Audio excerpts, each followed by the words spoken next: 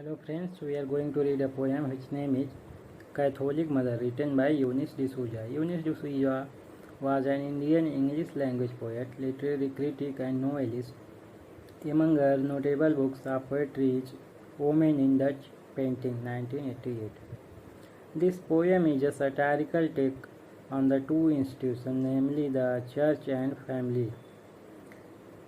It is based around a father named Francis X. D'Souza, who is entitled as Father of the Year. Irony lies in the fact that the title is Catholic Mother, but the role of the Catholic Mother is negligible in the poem. This poem shows how the role of woman is taken for granted and overshadowed by the male-dominated society.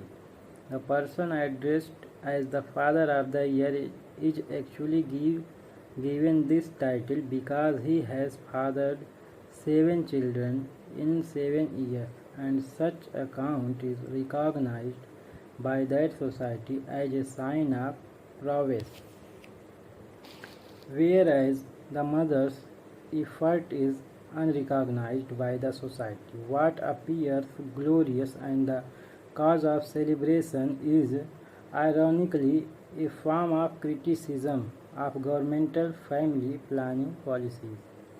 This father, in the name of religion, opposes the family planning policy implied in India. He believed India will suffer for her wicked ways.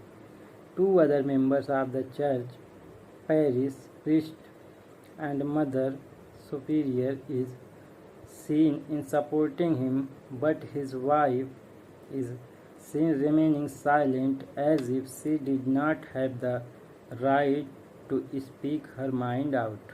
In this poem, Eunice D'Souza combines both irony and satire to highlight the pressures under which women in different social situations are compelled to follow settled norms that make their lives so difficult for them.